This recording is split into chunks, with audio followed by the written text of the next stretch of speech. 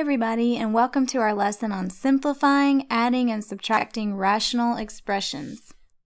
Rational expressions are those that will have expressions in fraction form. So the first thing we want to take a look at is how to simplify just one term or one expression of those. And then we'll take a look at how to add them together and subtract them. All right, here's a rational expression that we're going to take a look at to see if it can be simplified. And what you want to do is you want to see if there are any common factors that can come out of either the numerator or the denominator or both, and see if anything can cancel. So here we have 3x plus 6 divided by x plus 2. When I look at 3x plus 6, I can see that both of those terms share a common factor of 3. And when I pull that out as a coefficient, I'm left with x plus 2. And the good thing about that is that it matches what's in the denominator, so anything that's the exact same on the top and the bottom can cancel. I'm going to do that, and you can see that since we had a common factor of x plus 2 and those both went away, all we're left with now is 3. So this whole expression actually is just equal to 3 in value. Okay, we're going to take a look at one more where we're simplifying. We're just going to look at the numerator and the denominator and do the same thing. See if there are any common factors that can come out or if the expression can be factored in any way. All right, so I can see that on the numerator, I can think of two numbers that would multiply to give me 6, that would also add to give me 5. And when I do that, I can create factors from those two numbers. And those two numbers are 3 and 2. Both positive. So this expression can be factored into x plus 3 times x plus 2. Now I haven't changed the value of that at all, I've just changed the look to be factor form. The denominator, it doesn't look like any of those items share common factors, just one variable and one number, so we're going to leave it x plus 3.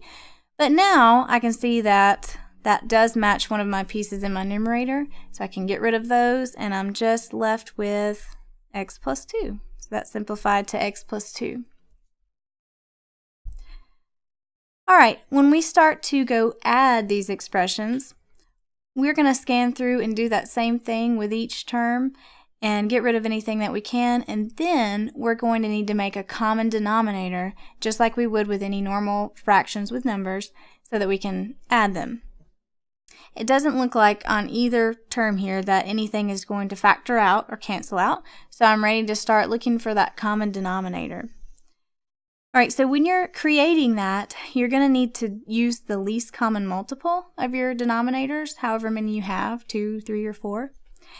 And it needs to be at least one of each different piece that you see. So I've got an x plus 1 and an x minus 3 here, so I'm going to have to use both for my denominators. So what I'm going to do to add these is I'm going to set up two new fractions, each having the common denominator.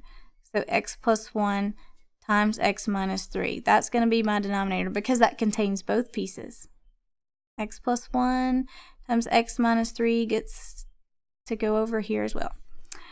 Alright, and for the individual expressions separated by the plus sign, what I need to do is notice that on this first term, since I'm attaching an x minus 3, I'm not allowed to do that unless I multiply to the bottom and the top. So I'm going to multiply my numerator by that same x minus 3. And this is just so I don't change the value of my expression at all. I don't want to change it, I just want to get it in a form where it can be simplified. Alright, this second term here began as an x minus 3, and I'm attaching an x plus 1, I'm multiplying by x plus 1 to create that common denominator, so I'm going to do the same thing at the top. I'm going to need to multiply my 5x times x plus 1.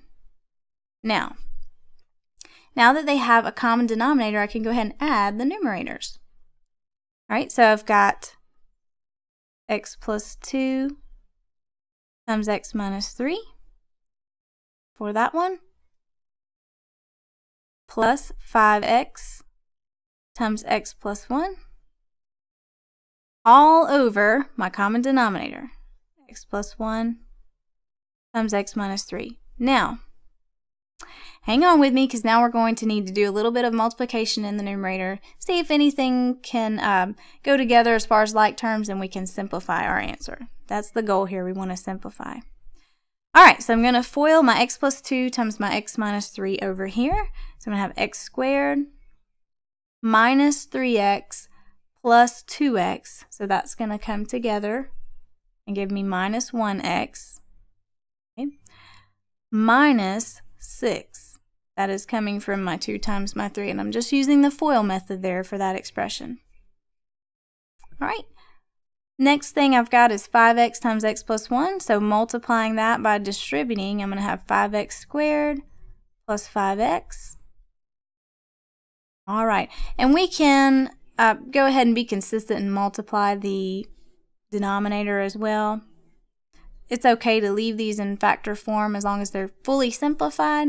But since we did the numerator, we will do the denominator. So I've got x squared minus 3x plus 1x. So we're going to add those together, give us minus 2x, and then minus 3 coming from the 3 times the 1. All right, so scan across the numerator, see if you see any like terms, and we do. So let's identify those. We have a couple of x squareds that can come together. We also have a couple of regular x terms and one number. All right, and on the bottom, nothing that I see can go together. They're all different. They're not like terms. So let's simplify here. We have x squared plus 5x squared, which gives us 6 of those. We have minus 1x plus 5x, which gives us 4 of those. And I'll carry down my minus 6. On the bottom, we didn't have any work to do there. We're just going to copy it over. And we have added this rational expression using a common denominator. All right, so let's say that we need to subtract. We're going to follow the same process of finding a common denominator and then just simplify as needed in the end, just as we did with addition. So let's take a look at our first denominator. We've got x squared minus 4x plus 4. Think about how we could factor that, because we want to clearly see what each of our denominators are so that we can create the common denominator. Okay, if I factor this expression, that is going to break down into an x minus 2 times another x minus 2. And I'm going to need to create a common denominator that is the least common multiple of both of these. So since this first term has 2 of them, they both must have 2 of them. So what I'm going to do over here is attach another x minus 2. Remember, if you attach one on the bottom, we also have to attach one to the numerator as well. All right, so let's see what we have now. We have 7 minus 5 times x minus 2. We're going to distribute that in just a second. All over our common denominator of x minus 2 times x minus 2. Okay, here we go. So we've got 7. Let's distribute our negative 5. You can think about it as a negative 5 plus 10. So negative 5 times negative 2 gives me that positive 10. And then on the bottom, we'll be consistent. We'll go ahead and multiply this back out to the original expression, which was x squared minus 4x plus 4. All right, do you see any like terms? I think I see a couple in the numerator. Couple of constants there, so I'm going to have those coming together and giving me 17. So let's write our full answer at the bottom here. Negative 5x plus 17 over x squared minus 4x plus 4. And there we have our answer. We've subtracted this rational expression. So let's review.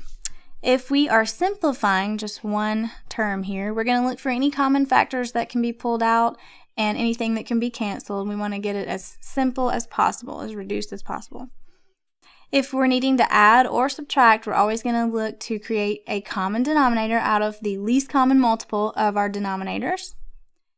If we attach anything that was missing to one of our terms, we have to attach it to the denominator and the numerator. So remember that.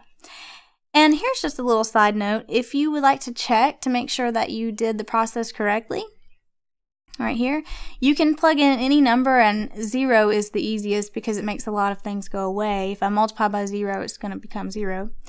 You could plug in a 0 for your variables, your x values, in your original problem and also in your answer, and you should get the same value. So if you do, that means you did the process correctly. And this concludes our lesson on simplifying, adding, and subtracting rational expressions.